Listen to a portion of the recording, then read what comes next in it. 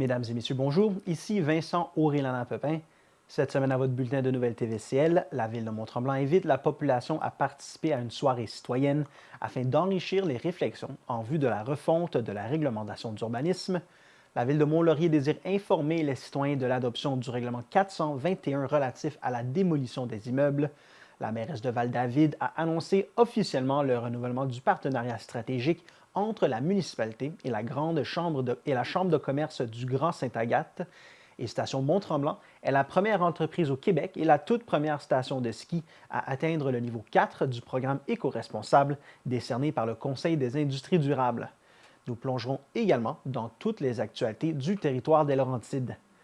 Mais nous commençons avec la ville de Mont-Tremblant, qui est heureuse de présenter l'exposition Ce qu'il nous reste de beau de Sylvie Arsenault jusqu'au 31 mars à la salle Alphonse Desjardins, située au 1145 rue de Saint-Jovite. À travers cette exposition, l'artiste peintre nous propose une prise de conscience du monde qui nous entoure. Elle nous invite à s'ouvrir dans un dialogue entre la beauté du quotidien et l'individu qui ne lui accorde pas une véritable attention. Jusqu'au 31 mars, l'exposition sera accessible les lundis et mardis de midi à 18h, du mercredi au vendredi de 10h à 19h et les samedis et dimanches de 9h à 16h. L'entrée est libre. Cette exposition est également rendue possible grâce à l'entente de développement culturel conclue entre la Ville de Mont-Tremblant et le ministère de la Culture et des Communications du Québec. Pour toute question concernant l'exposition ou sa démarche artistique, communiquez avec le service de la culture, des loisirs et de la vie communautaire au culture et loisirs à commercial villedemonttremblant.qc.ca ou au 311 ou au 819-425-8614. La Ville de Mont-Tremblant lance un appel aux producteurs et productrices ainsi qu'aux artisans de l'agroalimentaire et des métiers d'art de la table pour participer gratuitement au marché de l'été de Mont-Tremblant à l'espace public en 2024. Cet événement offre une occasion unique aux exposants de ces secteurs de présenter leurs produits, de rencontrer une nouvelle clientèle et de se faire connaître dans la région. Confortablement installé dans son nouvel emplacement au cœur du centre-ville, le marché d'été de Mont-Tremblant a clos la saison estivale 2023 avec un bilan remarquable marqué par une affluence record. Le réaménagement des espaces a été particulièrement apprécié des visiteurs ainsi que par les exposants, offrant une ambiance agréable et une accessibilité accrue aux kiosques. Après le succès de cette saison, la Ville recherche des personnes passionnées pour occuper un kiosque et faire découvrir leurs produits et savoir-faire reliés à l'alimentation lors de la prochaine édition du marché. Les personnes qui souhaitent soumettre leur dossier sont invitées à remplir le formulaire d'inscription disponible à villedemonttremblant.qc.ca/marché avant le 13 mars. Les personnes sélectionnées recevront une confirmation au courant de la semaine du 1er avril. Membre de l'Association des marchés publics au Québec, le marché d'été de Tremblant attire une clientèle ouverte, curieuse et à l'appétit toujours grandissant pour les produits locaux. Ainsi, afin de favoriser le principe d'agriculture de proximité, la priorité sera accordée aux candidatures du Grand Mont-Tremblant jusqu'à un rayon de 100 km. Pour plus de détails, vous pouvez contacter le service de la culture, des loisirs et de la vie communautaire en téléphonant au 819-423-8614 ou par courriel à culture et loisirs à commercial villedemonttremblant.qc.ca. En décembre 2022, le Conseil municipal de Mont-Tremblant a adopté un règlement visant à interdire certains articles de plastique à usage unique sur son territoire, soit les sacs d'emplettes, les ustensiles, les bâtonnets à café et les pailles. Afin de poursuivre les efforts entamés, le Conseil a adopté l'année dernière une modification réglementaire pour bonifier le règlement. Ainsi, depuis le 1er janvier, la distribution de tous les récipients alimentaires et leurs couvercles faits de plastique numéro 6 et 7 est également interdite. Une période d'adaptation de 6 mois a toutefois été accordée aux commerçants afin de leur permettre d'implanter les mesures nécessaires à cette transition. Cette mesure s'applique aux commerces de restauration et du domaine de l'alimentation du territoire. Elle vise tant les transactions à la caisse que les commandes ou les plats à emporter, de même que les livraisons à partir d'un commerce situé à Mont-Tremblant. Voici donc la liste des produits ajoutés au règlement et qui sont interdits depuis le 1er janvier. Les récipients alimentaires tels que les tasses, verres, boîtes, récipients à clapets, récipients à couvercle, bols et assiettes et leurs couvercles faits de plastique 6 et 7, les barquettes alimentaires faites de plastique numéro 6 et 7, les articles à usage unique déjà visés par le règlement. Voici aussi la liste des produits qui sont interdits depuis le 28 décembre 2022, soit les sacs d'emplettes à usage unique composés de plastique, incluant les sacs oxo-biodégradables, oxyfragmentables, biodégradables et en plastique compostable, les ustensiles en plastique à usage unique, les bâtonnets à café en plastique, les pailles en plastique à usage unique. Les articles suivants sont exemptés de l'interdiction, soit les sacs d'emplettes réutilisables, les sacs d'emplettes en plastique utilisés à des fins d'hygiène pour les denrées alimentaires en vrac, les sacs en plastique distribués par une entreprise offrant le service de nettoyage à sec, les produits déjà emballés par un processus industriel, les sacs en plastique servant à l'emballage des pneus, les sacs en plastique contenant du matériel publicitaire dans le cadre d'une distribution porte-à-porte, les récipients alimentaires tels que des tasses, verres, boîtes, récipients à clapets, récipients à couvercle, bols et assiettes et leurs couvercles faits de plastique numéro 1 à 5, les barquettes alimentaires faites de plastique numéro 1 à 5. Les articles ajoutés au règlement municipal sont faits à partir de matières qui ne sont pas recyclables ou qui ne sont pas prises en charge par les infrastructures de compostage. Il est donc important de noter que plusieurs options de rechange sont disponibles. Conséquemment, les récipients alimentaires et barquettes alimentaires faits de plastique numéro 1 à 5, ainsi que ceux faits de matières compostables, outre le plastique numéro 7, sont toujours autorisés. La Ville mettra à la disposition des commerçants du matériel de sensibilisation ainsi qu'un guide afin de faciliter cette transition et d'aider les gens d'affaires à trouver les options de remplacement les mieux adaptées à leur réalité. La Ville s'engage également à sensibiliser la population aux habitudes de consommation éco-responsables, dont l'achat d'articles réutilisables. Pour toute question sur cette mesure ou pour plus de détails sur le règlement, les personnes intéressées peuvent communiquer avec le service de l'environnement et du développement durable au 819-425-8614 ou par courriel à environnement@ville-de-mont-tremblant.qc.ca. La Ville de Mont-Tremblant invite la population à participer à une soirée citoyenne afin d'enrichir les réflexions en vue de la refonte de la réglementation d'urbanisme de la Ville.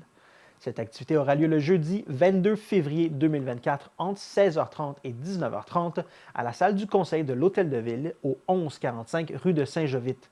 L'événement se tiendra sous la forme de porte ouverte, c'est-à-dire que les personnes intéressées pourront s'y joindre au moment et pour la durée qui leur convient. Les participants et participantes auront l'occasion de se prononcer sur différentes thématiques ayant un impact sur leur vie quotidienne, sur l'habitation, l'environnement naturel, la mobilité, le patrimoine et le tourisme. Une firme d'urbanisme mandatée par le conseil municipal en juin dernier animera les points de discussion. Cette première consultation publique est l'occasion pour les Tremblantois de partager leurs idées et de jouer un rôle actif dans le développement futur de leur ville. En participant aux ateliers, la population contribue à nourrir le plan d'urbanisme afin que celui-ci reflète mieux les volontés et les besoins de la population. Aucune explication n'est requise. Les enfants peuvent participer, une section sera aménagée pour eux. En parallèle à cette consultation citoyenne, des ateliers collaboratifs avec des groupes et personnes d'intérêt sont également organisés pour mieux cerner les attentes et les enjeux du milieu et réfléchir ensemble à la manière dont les règlements d'urbanisme pourraient y répondre. À la suite de ces rencontres, un sondage numérique sera disponible sur le site web de la Ville du 1er au 17 mars afin de recueillir d'autres données et suggestions du public. Les constats obtenus à partir des consultations publiques permettront d'établir un projet de plan d'urbanisme et des projets de règlement qui seront présentés à la fin de 2024 ou au printemps 2025. D'autres consultations sont à prévoir tout au long du processus. Un plan d'urbanisme est indispensable pour une ville puisqu'il établit les lignes directrices de son développement et oriente les interventions pour les années à venir. La Ville de Mont-Tremblant s'embarque dans une refonte majeure de sa réglementation d'urbanisme pour le développement futur de son territoire. Le plan d'urbanisme actuel doit être mis à jour pour s'adapter aux réalités actuelles et s'inspirer des nouvelles pratiques en matière d'urbanisme. L'objectif est d'arriver à un plan qui permettra, entre autres, de mieux protéger l'environnement, de mieux planifier les espaces et les déplacements et de mieux définir les règles d'habitation. Ce document devient une référence qui encadre l'aménagement du territoire, en plus de définir collectivement des paramètres d'une nouvelle réglementation en cohérence avec le nouveau schéma d'aménagement de la MRC des Laurentides. La Ville de Mont-Tremblant annonce un changement important dans la structure opérationnelle et la gestion du complexe aquatique et du centre sportif Mont-Tremblant. La Ville vise à récupérer la gestion de ces infrastructures sportives et récréatives qui étaient sous la responsabilité de l'organisme Vivaction. Le mandat serait pris en charge par le service de la culture, des loisirs et de la vie communautaire de la Ville, avec les objectifs d'assurer la qualité et la saine gestion des infrastructures récréatives et sportives sur son territoire. La continuité de la programmation des activités et l'accès aux divers plateaux sportifs demeurent inchangés pour le moment. L'offre de services demeure centrée sur les besoins de la population et adaptée aux réalités de tous les types de clientèle. Au fil des ans, la Ville de Mont-Tremblant a créé des environnements favorables à la pratique d'activités physiques, sportives et de loisirs, et ses ambitions l'ont positionné comme une destination sportive de premier plan. Ces infrastructures de qualité font plaisir aux familles tremblantoises et attirent de nombreux athlètes internationaux. Ouvert en 2015, le complexe aquatique Mont-Tremblant comprend un bassin récréatif, un bassin sportif et une salle multisport. Construit en 2022, le centre sportif Mont-Tremblant comprend 2 gymnases avec estrade, des vestiaires et une salle polyvalente. À Prévost, pour la semaine de relâche, inscrivez vos enfants au Camp des Neiges du 4 au 8 mars pour les 5 à 12 ans. Faites vivre à vos enfants une semaine inoubliable avec des activités intérieures et extérieures toute la semaine. Jeux coopératifs, glissades, soccer bull, ateliers avec les débrouillards, bricolage et plus encore les attendent. L'horaire est du lundi au vendredi de 8h à 17h et le coût est de 130 $. Le camp se déroulera à l'École des Falaises, située au 977 rue Marchand. Le camp de neige est offert seulement aux résidents de Prévost. La carte Accès loisirs de votre enfant doit être à jour pour procéder à l'inscription. Revenez-nous après la pause.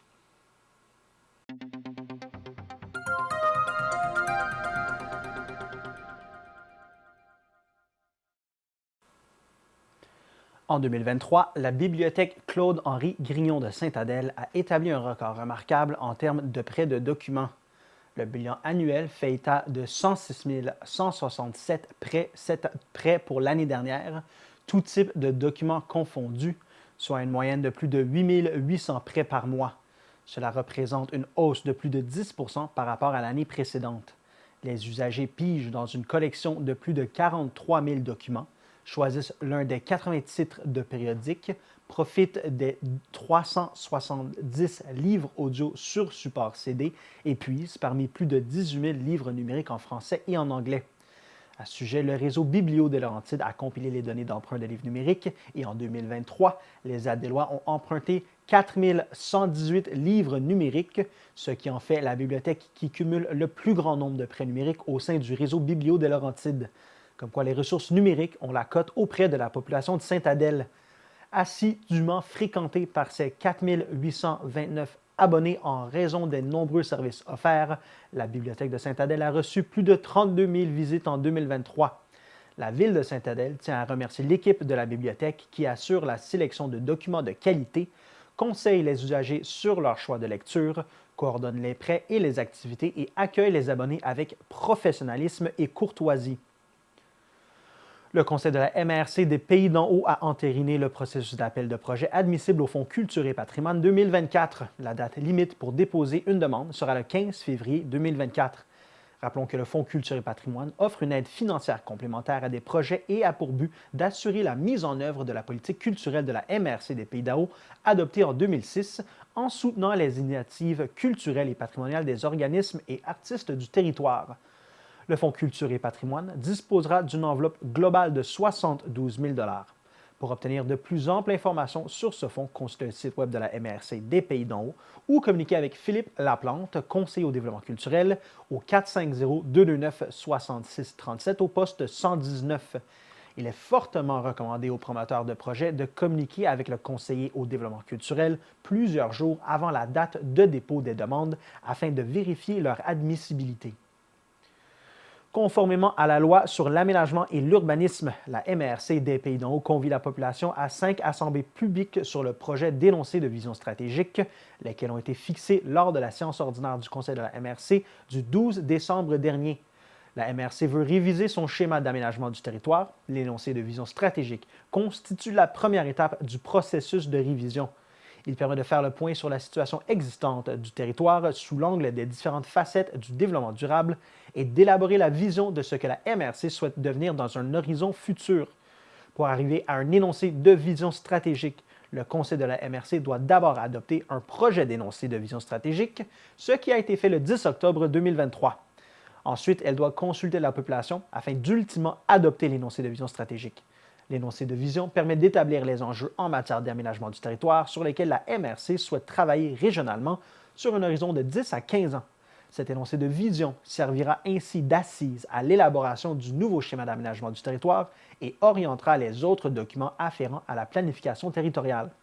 La population des Pays d'en haut est donc conviée à une assemblée publique portant sur l'énoncé de vision.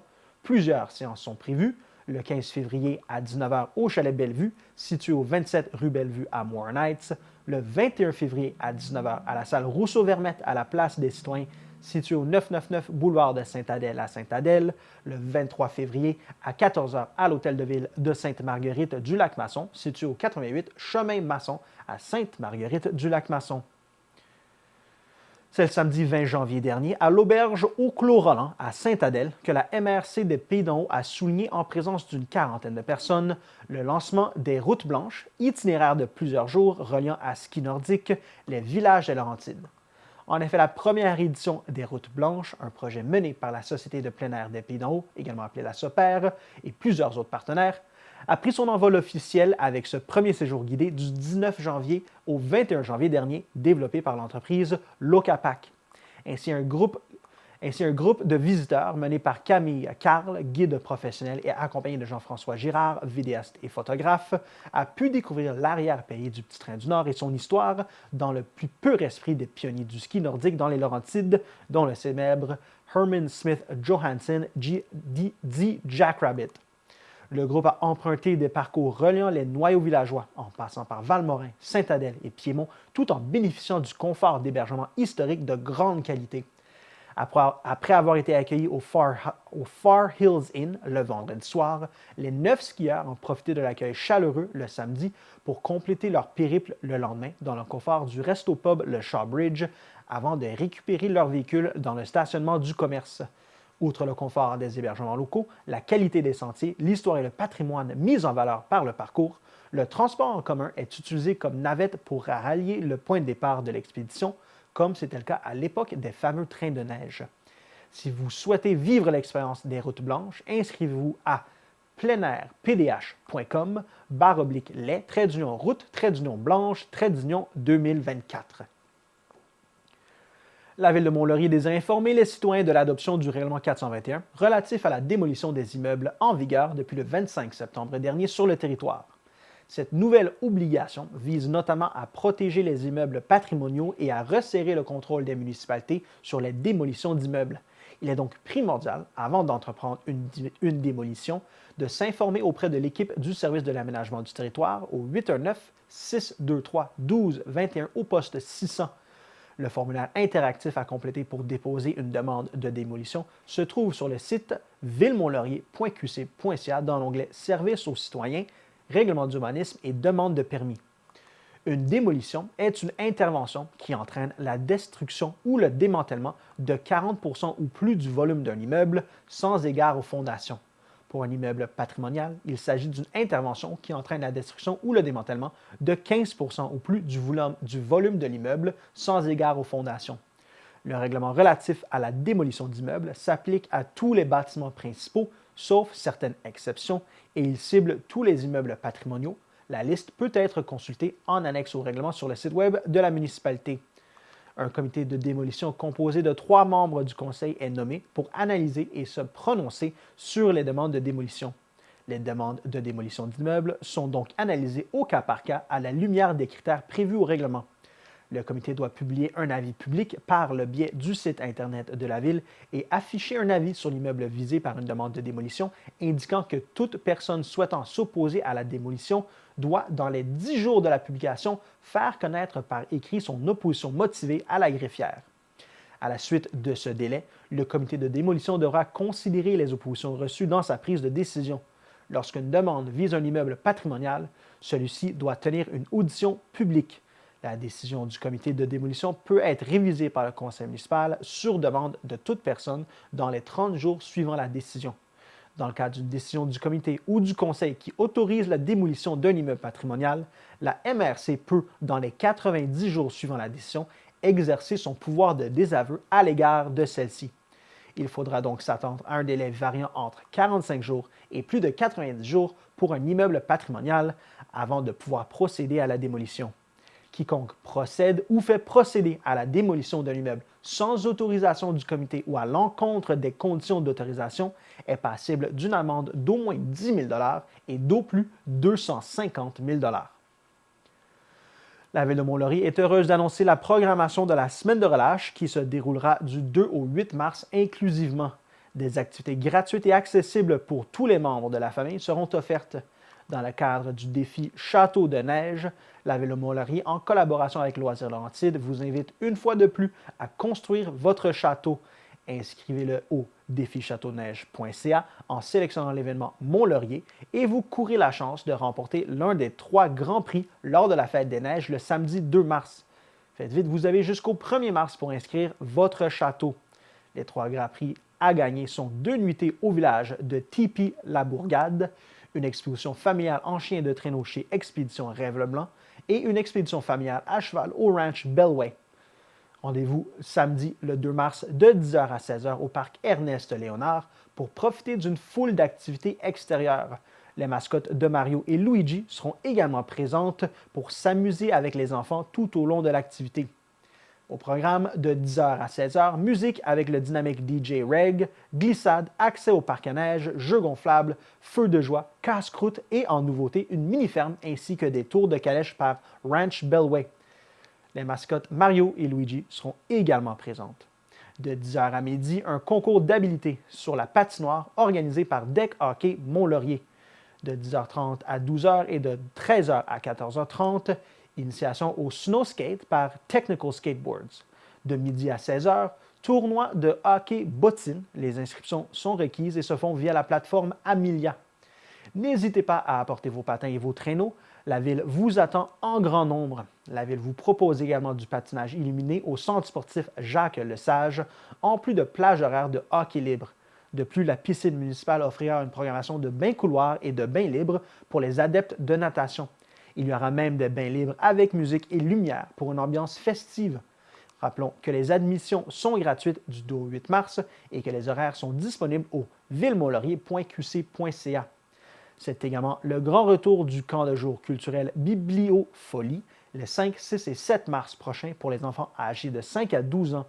Les activités du camp sur le thème de la culture d'ici et d'ailleurs se dérouleront au gymnase de l'école Saint-Eugène où les enfants auront la chance de pratiquer de nombreux ateliers favorisant l'expression créative et la pratique de différentes disciplines artistiques. Les inscriptions sont obligatoires afin de participer au camp. Celles-ci débuteront le lundi 12 février prochain dès 18h jusqu'au mercredi 14 février par le biais de la plateforme Amelia ou à villemontlaurier.qc.ca. Soulignons que le nombre de places au camp Bibliofolie est limité et qu'elles sont réservées aux résidents de Mont-Laurier. Pour plus d'informations, contactez le 819-623-1221 au poste 703. La Chambre de commerce de Mont-Laurier, en collaboration avec la Ville de Mont-Laurier, désire inviter les commerçants et les citoyens de la région à participer à une consultation citoyenne numérique concernant la dynamisation du centre-ville de Mont-Laurier. Le sondage est disponible dès maintenant par le biais du site Internet de la Chambre de commerce de Mont-Laurier au www.ccmont-laurier.com et au villemontlaurier.qc.ca. Les citoyens courent la chance de remporter 100 $ échangeables dans un commerce participant. Faites vite, il est possible de remplir le sondage jusqu'au 23 février prochain. Cette consultation permet de sonder la population quant à leurs habitudes actuelles de consommation et de fréquentation au centre-ville. Ils auront également la chance de partager leurs idées concernant les services et les activités offertes. À la suite des travaux de la seconde phase de la revitalisation du centre-ville, cette démarche permettra à la Chambre de commerce de Mont-Laurier et à la Ville d'obtenir une vision collective à propos de l'offre de services et de l'animation proposée.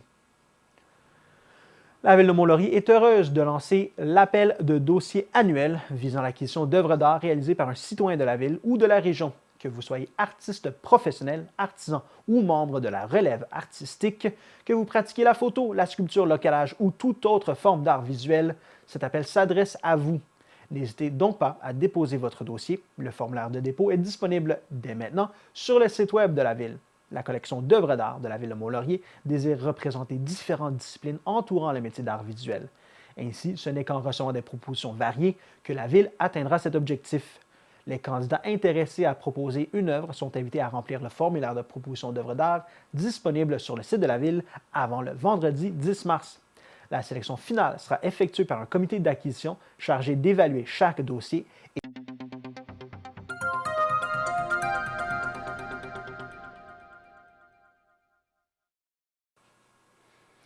La municipalité de Valmorin a ajouté 4 bornes de recharge rapide double sur le territoire pour les véhicules électriques.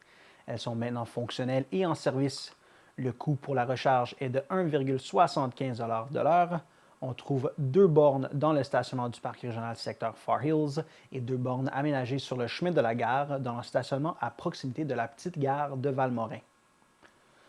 La mairesse de Val-David, Mme Dominique Forget, a annoncé officiellement le renouvellement du partenariat stratégique entre la municipalité et la Chambre de commerce du Grand Saint-Adèle.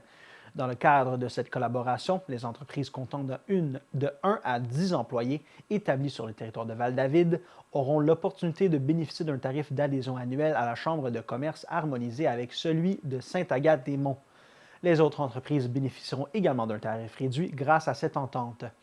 Geneviève Lachaine, présidente de la Chambre de commerce du Grand Sainte-Agathe, mentionne que la Chambre de commerce du Grand Sainte-Agathe reconnaît l'importance de collaborer étroitement avec la municipalité de Val-David, un village en pleine croissance économique et sociale qui contribue activement au succès de toute la région.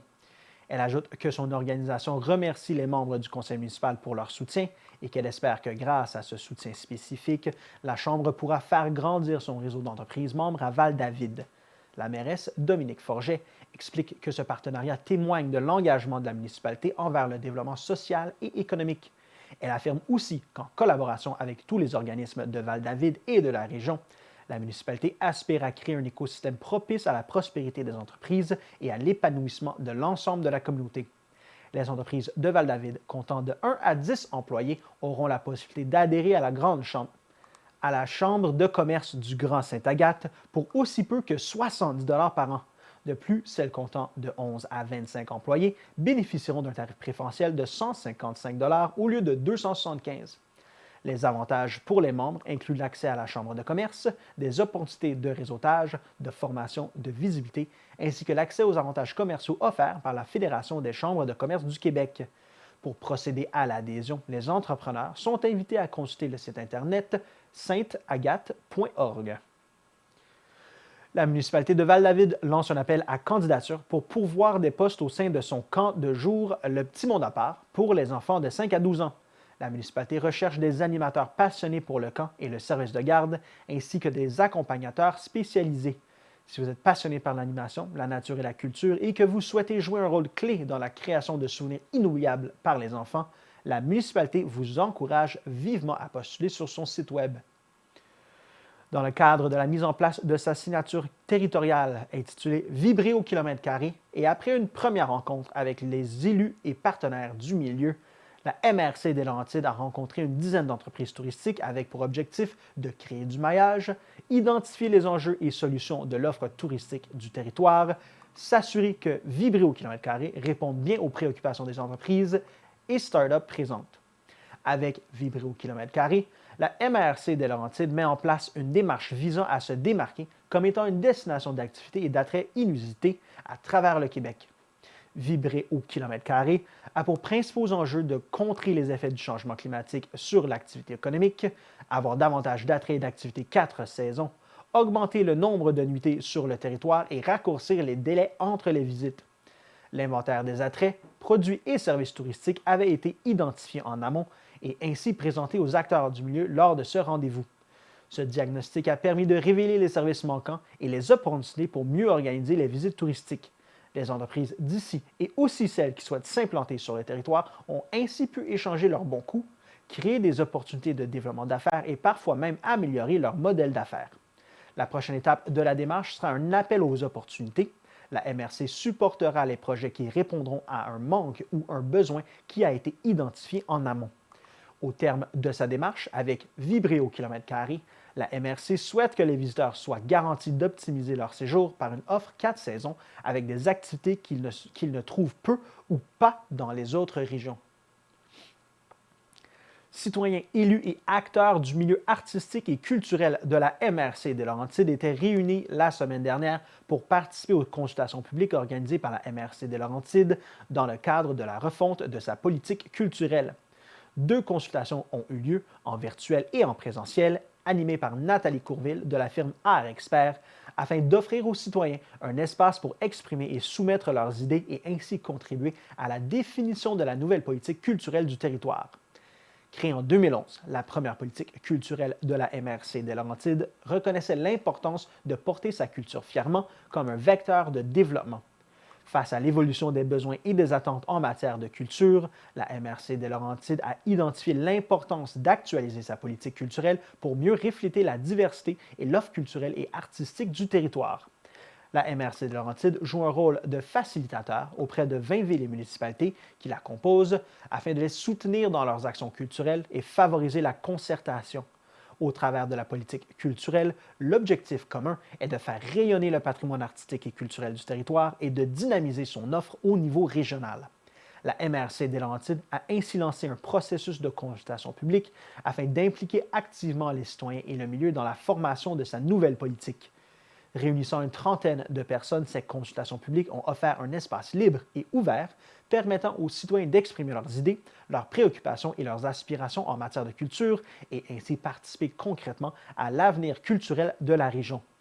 Le comité culturel de la MRC des Laurentides se réunira prochainement afin de définir les grandes lignes de la nouvelle politique culturelle qui sera diffusée par la suite sur le site web de la MRC.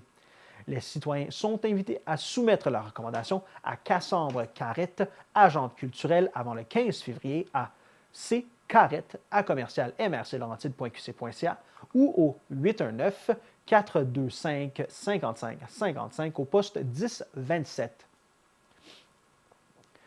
Station Mont-Tremblant est la première entreprise au Québec et la toute première station de ski à atteindre le niveau 4 du programme éco-responsable décerné par le Conseil des industries durables, aussi appelé CID, en répondant à tous les critères requis et contrôlés par Écocert Canada. L'atteinte du plus haut niveau de certification, 5 ans après avoir rejoint ce programme du CID, marque une étape significative et vient récompenser le fruit d'un travail continu qui démontre tout l'engagement de Station Mont-Tremblant envers le développement durable. Pour obtenir cette certification, Station Tremblant a dû démontrer son engagement à travers des actions concrètes dans tous les secteurs d'activité, des événements à l'administration et aux opérations de montagne. Écocert a effectué un audit approfondi sur les 4 sphères du développement durable pour procéder à son évaluation. On parle des dimensions gouvernance, économique, sociale et environnementale. Atteindre ce niveau implique également un rôle de leadership dans la communauté et l'industrie. Sébastien Houle, directeur général de Écocert Canada, mentionne que l'équipe de la station Mont-Tremblant a travaillé sans relâche pour identifier le plus haut niveau de certification éco-responsable du Conseil des industries durables du Québec. Étant un joueur important dans l'industrie touristique, Station Mont-Tremblant prône depuis plus de 20 ans des comportements éco-responsables et pose des gestes concrets pour assurer la préservation de son environnement. Déjà en 1997, Tremblant enregistrait une servitude de non-construction sur une partie de son territoire en haut potentiel faunique le long de la rivière du Diable pour ensuite en faire don gratuitement à la ville de Mont-Tremblant en 2023 sous la forme de réserve naturelle afin d'en assurer la préservation éternelle. C'est en 2016 qu'un comité de développement durable est mis sur pied et l'année suivante, une charte de développement durable est adoptée, suivie d'un plan d'action stratégique. Ainsi, Station Tremblant rejoint le programme éco-responsable du Conseil des industries durables en obtenant le niveau 1 engagement. L'objectif pour la station est d'encourager l'adoption de meilleures pratiques auprès de ses fournisseurs, clients et sous-traitants, tout en essayant d'influencer positivement l'ensemble de ses activités en lien avec ses produits, services et infrastructures. En 2019, Station Mont-Tremblant obtient le niveau 2 Performance, puis le niveau 3 Optimum en 2021 et décroche en 2023 le plus haut niveau de certification du programme éco-responsable, soit le niveau 4 Élite. La Maison de développement durable de Montréal et du Québec est le seul et unique autre organisme qui peut se targuer d'avoir obtenu cette même certification, tandis que Station Mont-Tremblant est la première entreprise et station de ski à parvenir à ce niveau. Cette distinction récompense les efforts d'un travail continu et vient asseoir la réputation de la station comme entreprise leader en matière de développement durable au Québec. Pierre Filion, président et directeur général du Conseil des industries durables, affirme que Station Mont-Tremblant est une figure emblématique parmi toutes les stations de ski et destinations récréotouristiques au Québec, au Canada et en Amérique du Nord. Il ajoute que son éco-leadership exemplaire en matière de développement durable encourage tous les acteurs du secteur touristique à remettre en question leurs pratiques et à insuffler une nouvelle énergie dans leur transition écologique. Station Mont-Tremblant planche actuellement sur la mise à jour de son plan d'action à l'horizon 2026 et souhaite maintenir le cap sur les mêmes axes d'intervention que le gouvernement du Québec en matière de tourisme responsable et durable. La réduction du taux d'émission de gaz à effet de serre, la gestion des matières résiduelles et l'économie circulaire sont autant d'enjeux qui dictent et qui continueront de dicter l'avenir de Station Mont-Tremblant dans les années à venir. Pour Station Mont-Tremblant, cette certification n'était pas un objectif en soi et ne marque pas une finalité dans sa démarche. Au contraire, elle désire miser sur ce statut de leader pour obtenir davantage de support à exécuter son plan d'action, autant que pour encourager l'ensemble de ses parties prenantes à soutenir plus activement sa démarche que pour adopter de nouvelles pratiques éco-responsables. Elle interpelle aussi toute autre organisation à s'engager dans un virage éco-responsable afin de devenir à leur tour un acteur positif de changement. Dans ce contexte de crise climatique, la mobilisation et la collaboration de tous sont essentielles. La Fédération des télévisions communautaires autonomes du Québec se réjouit de célébrer une année de plus l'engagement indéfectible des bénévoles et du personnel œuvrant dans les télévisions communautaires autonomes, aussi appelées TCA, du Québec, soulignant ainsi leur contribution inestimable au rayonnement de la culture québécoise. Il est crucial de reconnaître le rôle essentiel joué par les TCA dans la promotion de l'identité québécoise. Les TCA sont des gardiennes de la culture québécoise, en mettant en avant les artisans locaux, les événements et les histoires inspirantes des communautés. Elles contribuent directement à l'enrichissement et à la préservation du patrimoine. En tant que fenêtre ouverte sur la diversité et la créativité québécoise, elles sont des actrices clés dans la mise en lumière des talents et des initiatives locales. Soulignons la présence essentielle des bénévoles dans le fonctionnement des TCA. Ces bénévoles apportent une diversité de talents et de perspectives qui enrichissent les programmations des TCA. Leur dévouement permet de mettre en lumière des histoires locales inspirantes et de renforcer les liens au sein des communautés. Le personnel dévoué des TCA joue également un rôle crucial dans la pérennité des TCA, travaillant sans relâche pour assurer une diffusion sans faille et une programmation variée. Leur passion contribue directement à l'impact positif des médias communautaires. En cette période significative du début de l'année, la Fédération encourage la population à soutenir activement les TCA en devenant membre de l'une d'entre elles. Une contribution financière symbolique permet à chaque citoyen de collaborer à la vitalité de ces médias, renforçant ainsi la capacité collective à préserver la richesse culturelle du Québec. Cette adhésion offre une opportunité à tous de participer activement à la promotion de la diversité culturelle, sociale et artistique au sein des communautés. La Fédération des télévisions communautaires autonomes du Québec réitère sa reconnaissance envers le public qui partage cet engagement en faveur de ce média communautaire essentiel à la démocratie. Revenez-nous après la pause.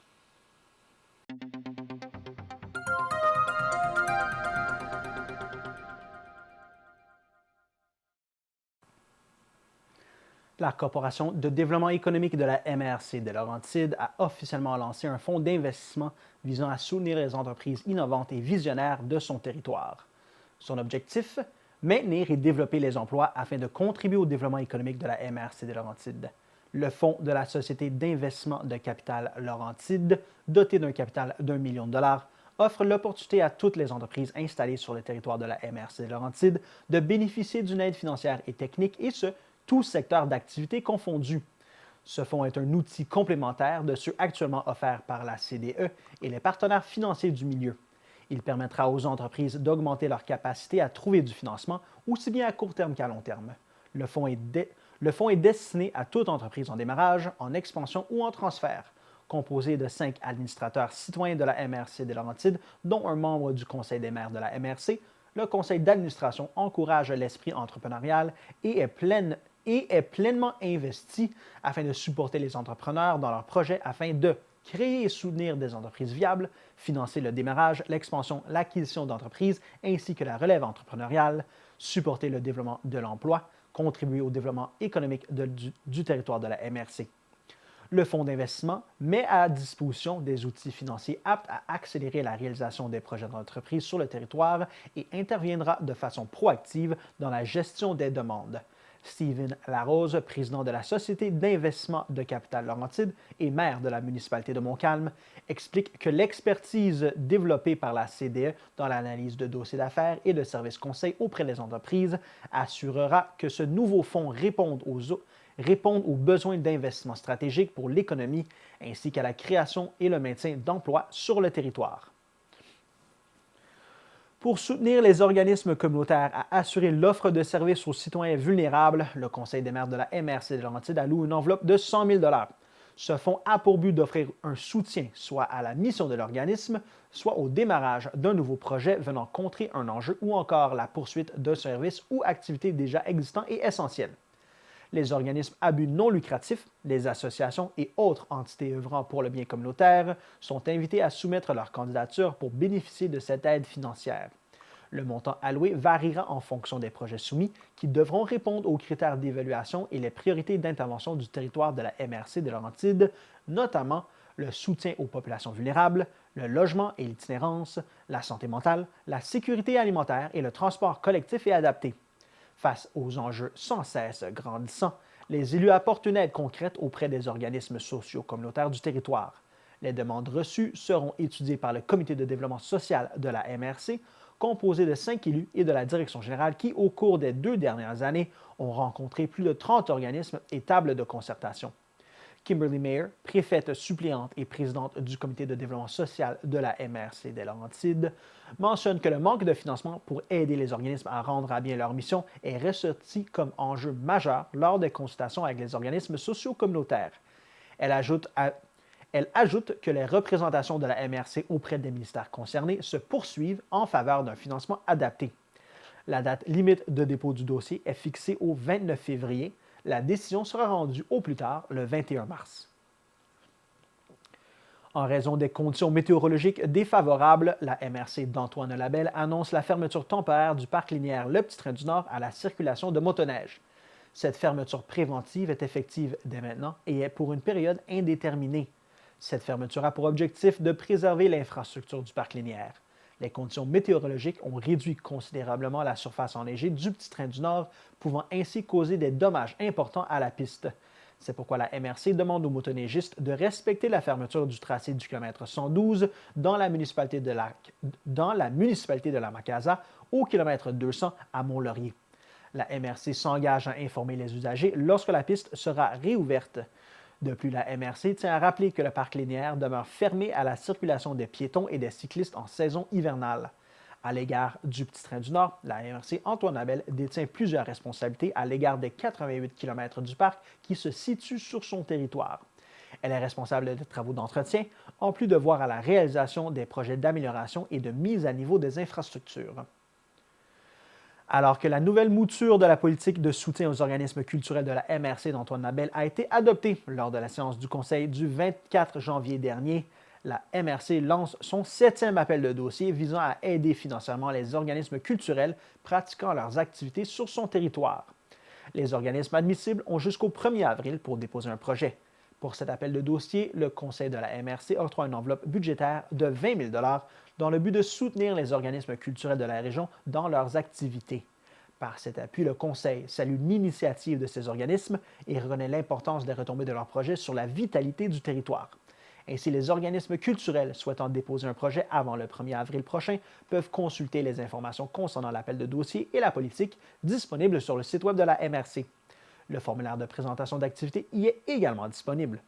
Adopté en 2017 et mis à jour en 2023 afin de répondre aux axes orientation et objectifs de la nouvelle politique culturelle et patrimoniale de la MRC, le programme a pour mandat de soutenir et de valoriser le milieu culturel local.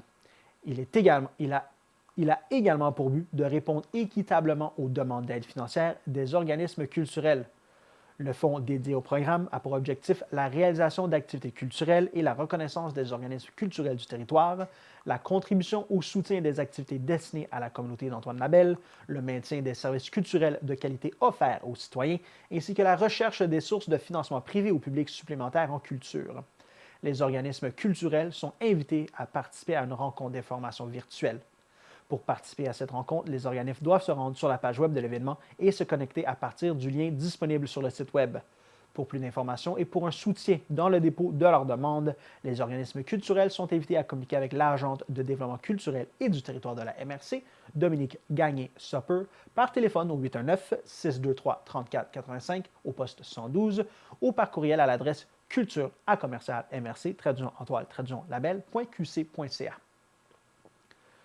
La Société Hydro-Québec informe la municipalité de Saint-Hippolyte qu'elle vient d'entreprendre des travaux de remplacement de ses lignes de distribution sur le chemin du lac Bertrand. Cela se traduit par l'interdiction d'accès aux poids lourds sur cette artère pour les 12 prochains mois, car les camions d'Hydro-Québec entraveront une partie des voies de circulation. Les automobilistes et autres véhicules pourront librement emprunter le chemin du lac Bertrand tout en demeurant vigilants pour assurer la sécurité des travailleurs.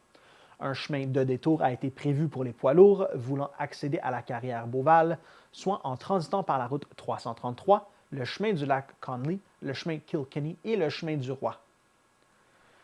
La municipalité de Saint-Hippolyte sollicite les photographes amateurs et professionnels de son territoire à soumettre leurs plus beaux clichés de la faune hippolytoise afin d'illustrer l'édition 2025 de son calendrier annuel. Les photos doivent être transmises au plus tard le 30 septembre prochain à 23h59. Placé sous le thème « La faune à travers les saisons », ce concours souhaite mettre en valeur la beauté des différentes espèces animales qui nous entourent, et ce, en toute saison. C'est également un thème qui s'inscrit parfaitement dans le nouveau plan de conservation des milieux naturels de la municipalité, qui se veut un outil de gestion du territoire visant l'intégration de la conservation des milieux naturels à la planification du territoire. Toutes les photos reçues des citoyens et des citoyennes de Saint-Hippolyte, qu'elles soient utilisées ou non dans le calendrier municipal 2025, viendront enrichir la banque de photos de la municipalité afin d'illustrer différents outils et plateformes de communication. Un jury indépendant évaluera les photos soumises par le service des communications et attribuera 3 prix: un chèque cadeau de 200 $ échangeable à l'auberge du lac Morancy, un chèque cadeau de 100 $ échangeable à la bibite à sucre et un chèque cadeau de 50 $ échangeable à la bibite à sucre. Pour participer au concours, il faut habiter sur le territoire de la municipalité de Saint-Hippolyte. Les participants peuvent être amateurs, semi-professionnels ou professionnels. Les participants âgés de moins de 18 ans doivent obtenir le consentement d'un parent ou d'un tuteur légal. Un citoyen peut soumettre jusqu'à 5 photos. Chaque participant atteste être l'auteur de la photo présentée et autorise la municipalité de Saint-Hippolyte à la publier et à l'exposer en tout temps. Cette dernière s'engage à mentionner le nom de l'auteur lorsque possible. Dans le cas où des personnes sont clairement identifiables sur une photo, elles doivent accepter qu'elle soit publiée via le formulaire d'inscription. Les employés municipaux qui résident à Saint-Hippolyte peuvent soumettre des photos, mais ne seront pas admissibles à l'un des 3 prix du concours. Les citoyens de Saint-Hippolyte sont de plus en plus nombreux à avoir entrepris le virage du tri intelligent de leurs matières résiduelles. En effet, le ministre de l'Environnement et de la lutte contre les changements climatiques, de la faune et des parcs, M. Benoît Charette, a annoncé le versement d'une somme de 189 707,68 $ à la municipalité de Saint-Hippolyte dans le cadre du programme sur la redistribution aux municipalités des redevances pour l'élimination des matières résiduelles en 2023, alors que le montant était de 156 993 $ l'année précédente. Rappelons que ce programme a pour objectif d'encourager les municipalités à réduire leur quantité de matières résiduelles destinées à l'élimination. Le calcul de la subvention repose sur la performance des citoyens, des institutions, des commerces et des industries de Saint-Hippolyte dans la gestion de leurs matières résiduelles. Ainsi, en 2023, 75 % de ce programme reposait sur la gestion des matières organiques. C'est donc dire que les Hippolytois utilisent davantage le bac brun dans leur tri de la matière résiduelle et il faut s'en réjouir. Notons que depuis le 1er janvier dernier, la gestion des matières organiques est obligatoire pour avoir accès à l'aide financière de ce programme du gouvernement du Québec. Le calcul sera établi selon la performance en matière d'élimination, l'objectif étant d'inciter les municipalités à réduire la quantité de matières résiduelles envoyées en l'enfouissement. À Saint-Hippolyte, du 5 au 7 mars, les jeunes âgés de 5 à 12 ans sont invités gratuitement à participer aux activités prévues pour la relâche scolaire. Rendez-vous à compter de 13h30 dans la salle multifonctionnelle de la bibliothèque. Les activités requièrent une inscription préalable par courriel à biblio@sainthippolyte.ca ou par téléphone au 450-224-4137. Les activités sont réservées aux résidents de Saint-Hippolyte et les places sont limitées. Le CI3S de Laurentides est heureux d'annoncer l'acquisition d'un système de compression thoracique LUCA à l'hôpital de Mont-Laurier. Ce système est destiné à prodiguer un massage cardiaque sur une personne en situation d'arrêt cardiaque en salle de réanimation. Cette technologie représente une avancée majeure dans la pratique du massage cardiaque, en particulier dans les situations où il est nécessaire de maintenir les compressions thoraciques durant de longues périodes, voire plusieurs heures. Cet appareil permet une qualité de massage constante et efficace en offrant notamment un support continu aux usagers en arrêt cardiaque. Cela permet également de réduire l'effort physique et le risque de blessure du personnel soignant. Mme Julie Delaney, présidente directrice générale du CI3S de Laurentides, affirme que cette acquisition démontre la volonté du CI3S de Laurentides à investir dans des équipements innovants qui permettent d'améliorer les interventions médicales en situation d'urgence. L'appréciation de l'équipement par le personnel de l'urgence de l'hôpital de Mont-Laurier a engendré l'achat du système de compression thoracique LUCA dans d'autres urgences du territoire. Pour finir, vous êtes cordialement invité au vernissage et exposition de Michel Normando et Jean-Marie Savard en collaboration avec le resto 1000 Pâtes de Saint-Jovite sur la rue principale. Nous vous laissons maintenant sur quelques images de l'exposition en question. À la semaine prochaine.